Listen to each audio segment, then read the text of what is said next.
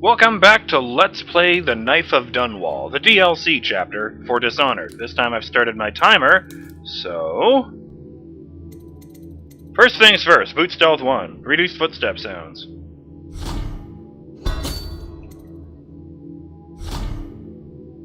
Improved armor. Reduces damage. Before I get boot stealth 2 for this same mission, let's look around.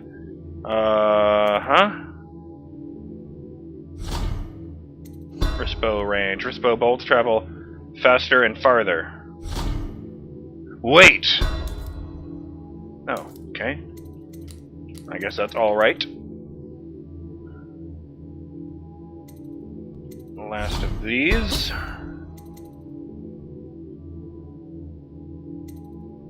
Fuck yes. Sleep dart capacity 2, increase it to 15. Looks like that's it, but whatever.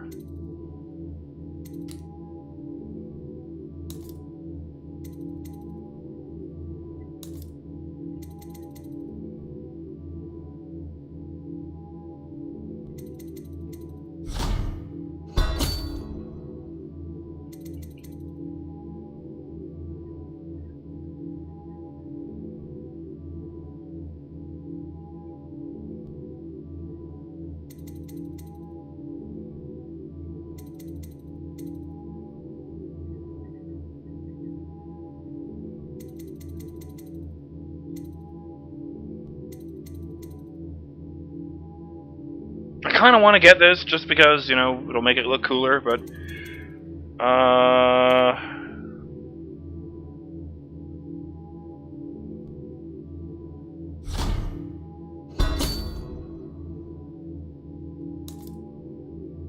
get a couple more.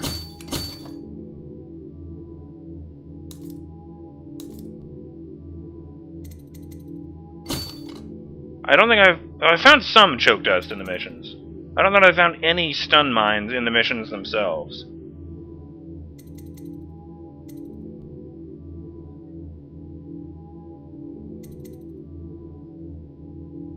I thought about using one of these to just take down both Timpsh and his personal guard, but I'm glad I was able to do it without even knocking out Timpsh. That was really satisfying.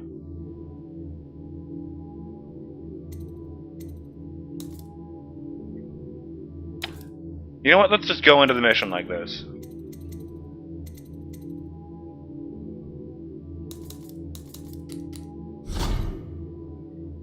Fuck yes.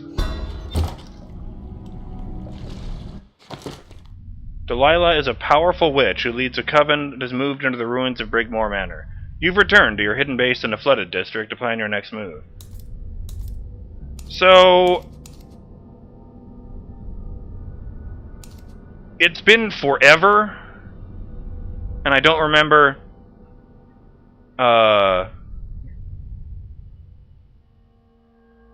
who they made the comment, but I seem to remember, you know, judging from...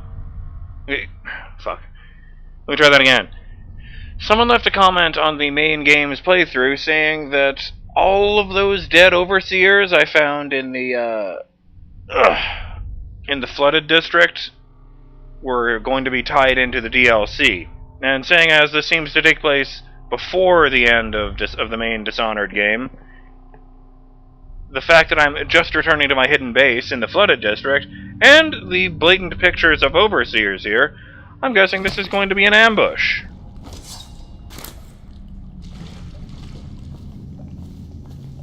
Now, the main problem...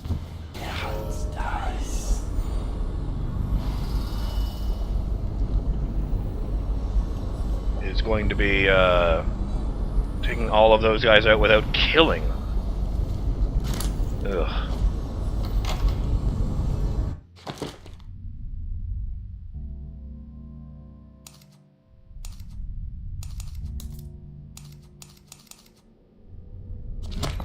Nothing interesting with any of these keys. Daud, we've been attacked. Overseers are tearing the place apart. Looking for you.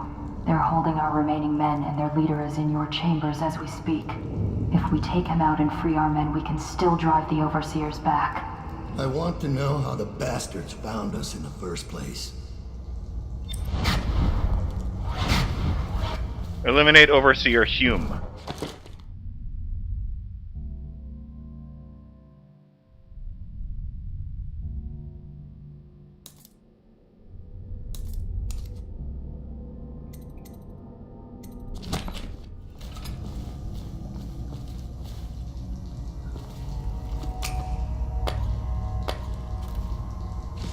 Well, that was convenient. Full load, bitches.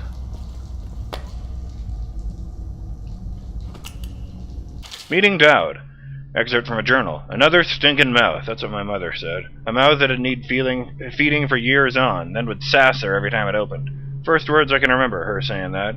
When she'd drunk for so long that her eyes stopped working for good. Drunk an ocean, it seemed to me. I left the patched up shack we called home. Before heading out, I reminded her of all the times she'd put her hands on me, or thrown something on my head. The night she'd rushed me like an ox, and sent me down the back stair. All the time she told me I was just another stinking mouth. The last thing I heard was her cursing me from her bed, cursing the blind dark. Running with my pals, we had to stay sharp to make enough coin to keep from starving. Same story across the aisles. Not the biggest kids, sometimes the smartest and the meanest when we needed to be. The only way to stay off the back alley mattresses, not desperate enough to go out in the drain flats of the mudlarks. So it was the knife for us, trying to catch the eye of the Hatters, or the boys from Bottle Street, so they'd take us on. But when a dandy from Serkonos stepped down from his polished coach and cracked my dear Deirdre's pretty head and left her twitching and dying in the mud, I snapped off one of the wooden gazelles on top of the coach and drove the splintered end into his eye as deep as it would go.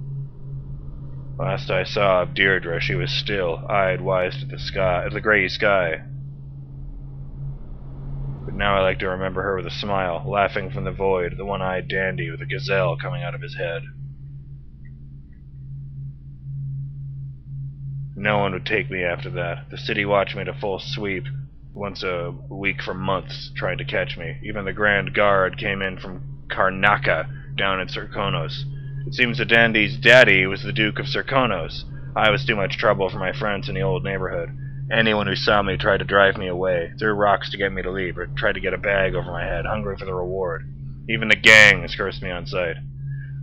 Oh, Billy's bad luck, they'd say. Hexed. She'll make it bad for all of us.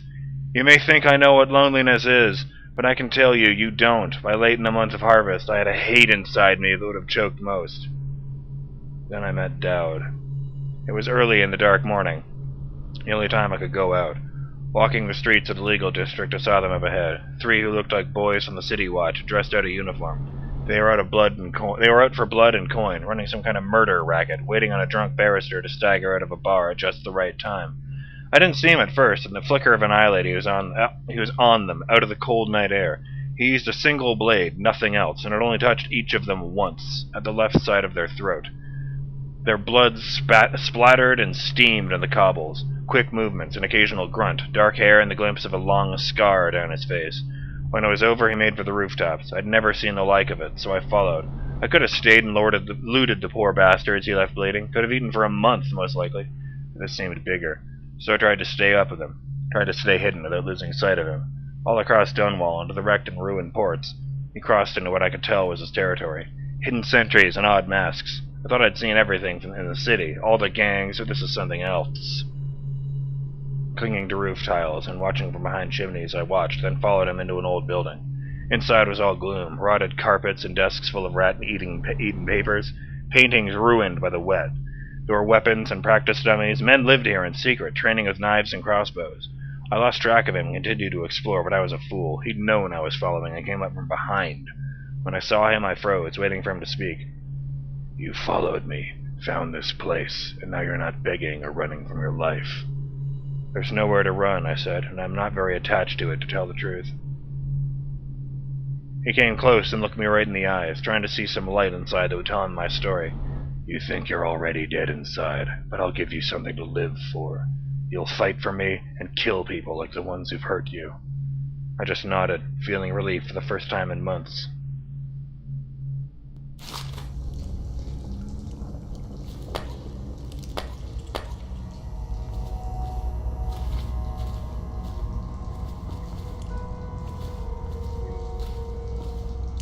So Billy is a lesbian. They do exist in this, gay people do exist in this, universe. Or I suppose she could be bisexual. Or hey, maybe, Billy and Deirdre were just best friends. I don't know. Maybe I'm jumping to conclusions. Like this. Anyone else remember the Phantom toll booth? It was full of literary puns. There was an island called Conclusions, and anytime you made a really big assumption, you went flying through the air and landed on the island. Ow! Fuck! Man.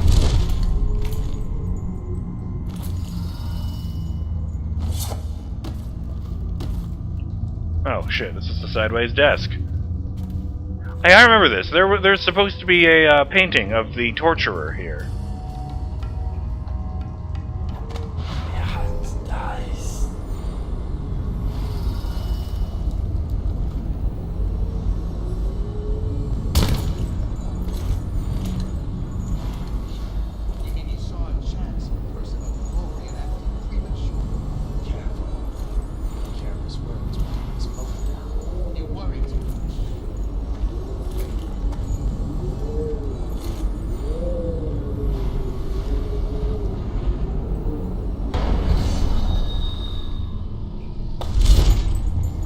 Think you'll get your own squad after what happened last night? Yes, of course.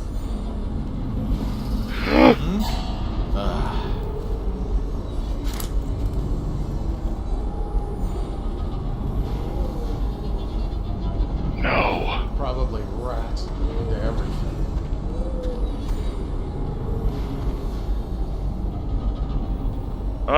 He's coming closer. I can feel it.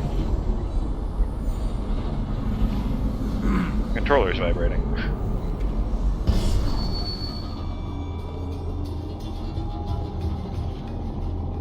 This is a bad fucking situation. Nope, this is nowhere near high enough to not be noticed.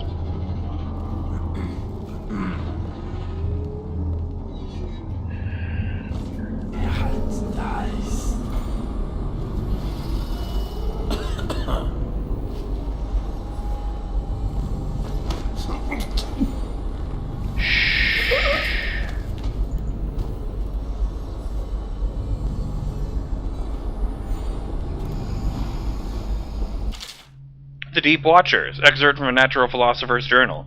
Before the cable snapped, there was nothing to see, nothing to report. My lantern revealed only an endless depth below, and my mission felt like a bitter failure. I would have returned to the surface empty-handed, but now, at the cost of my life, I have made a profound discovery. So write these words and hope that someday my companions will recover this diving bell, which has become my tomb, and find this journal. I want others to know what I have seen here, what extraordinary events have transpired. Frost is gathering on the inside of the thick portal, so my breath is misty. It has been 6 hours since this ill-fated adventure began, and my calculations make it clear that there is no more than an hour of good air remaining within the sphere. What brought me here? Curiosity? A desire for glory? Financial gain? In all the months I spent designing this submersible, my mind had been fixated on the minute details, tempering the glass portals, the airflow from the surface to the sphere. To this sphere, the ingenious switch would allow communication via bells to the ship above. I pored over every element in the design and construction of this apparatus. Why had I never considered that the creatures here might resent my intrusion, that they would lash out at the iron monstrosity, plunging deep into the unfathomable darkness?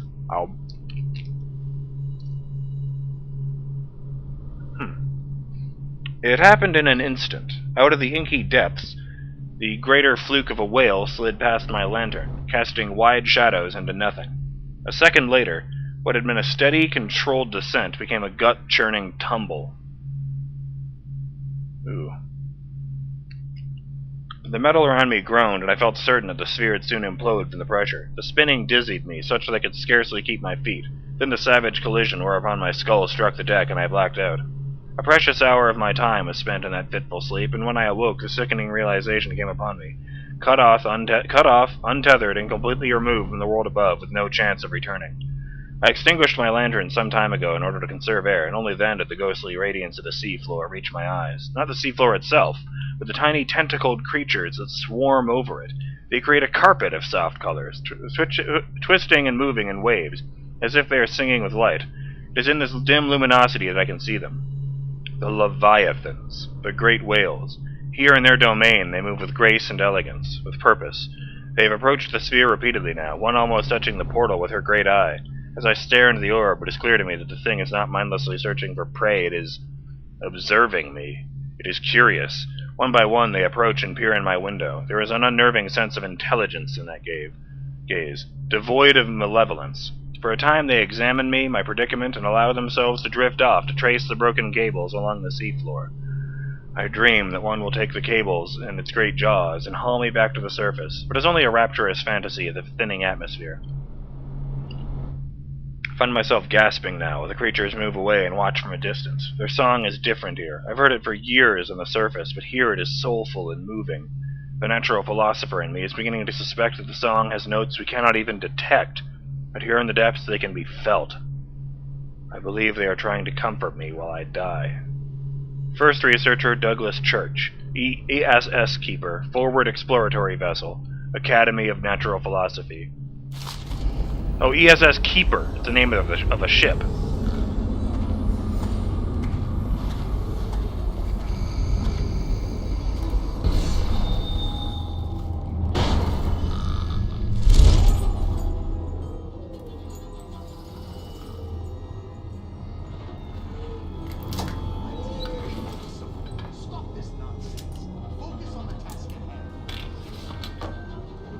What was that about? No, we don't have time for useless speculation. Daud could be here any moment. We must be vigilant.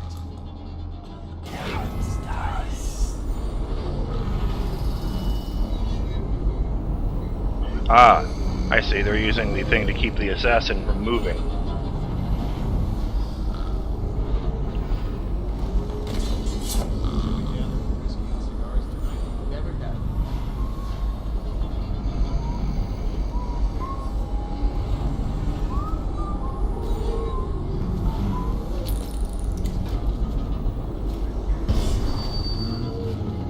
Next I'll have that book burned, so the Corvo cannot read it.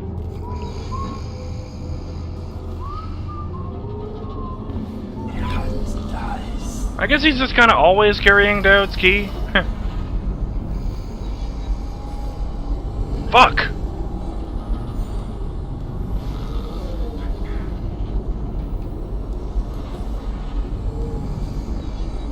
What was that?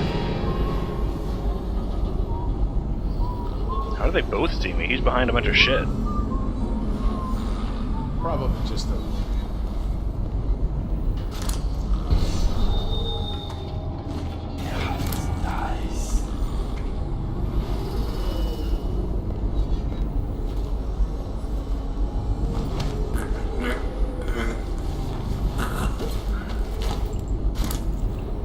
It's a good book. You should read it. Is it true that more bone charms have been taken from apostates since the plague started? We're fucking questioning him.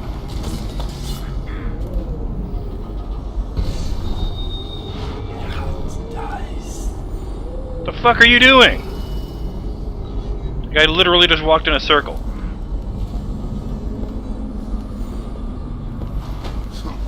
Maybe he's like Zoolander, turned all the way around to the right because he can't turn to the left.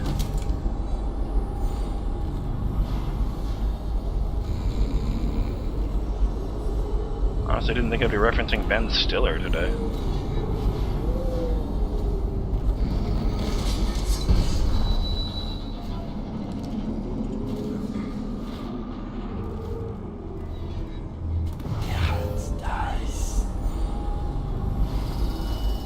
There was a desk, another one, that I could open and raid, but where?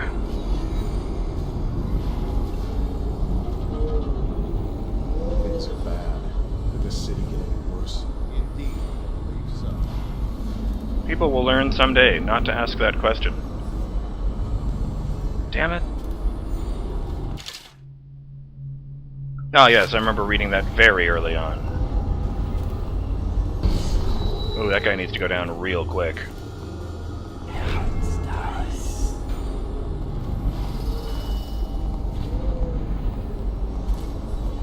What the fuck?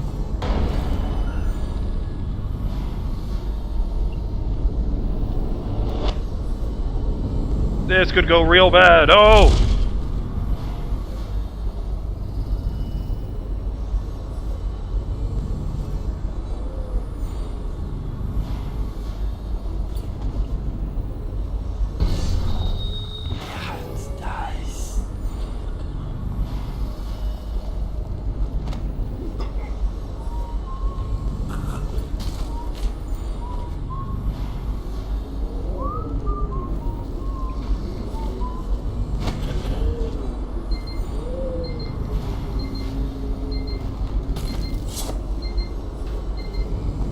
Let me just see if I can collect that rune.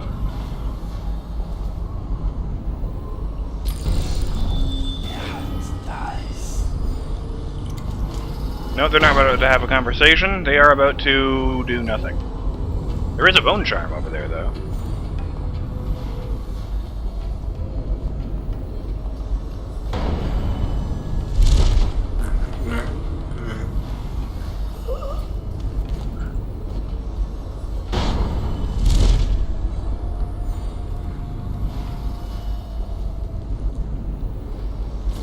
What is that? Oh, hey!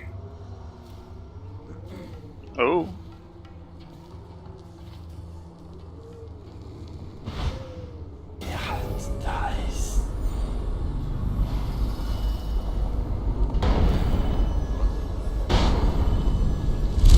The legendary assassin.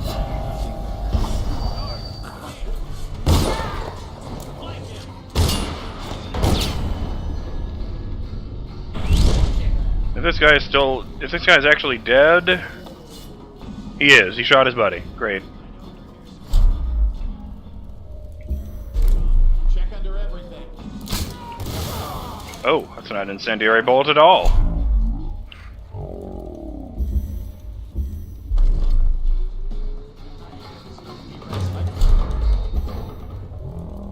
Right now.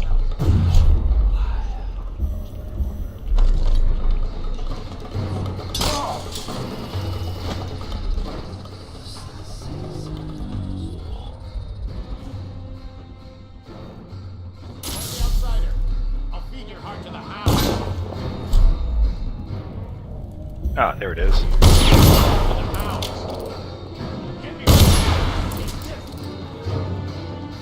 Interesting that Daud doesn't upgrade his gun seemingly at all. That's right, I can do this now. Ah, well. Things are going great in here. I'm BurningDogFace. And I may not be able to get the, Wait. Ah, yes, good. And I may not be able to get the, Oh! Maybe I can get a bone charm. Let me just go quickly duck down there. There's stuff to do in here, but I'll do this first. Oh no, there's captured assassin there. I caught another fourth wall thing there, by the way. The legendary assassins don't seem to own anything except for crossbow bolts and copper wire. Well, in any event, as I was starting to say, I'm BurningDogFace, and I'll see you guys in the next episode of Let's Play the Knife of Dunwall, the DLC chapter for Dishonored, when Daud frees his friends and chokes all of these bitches. Later!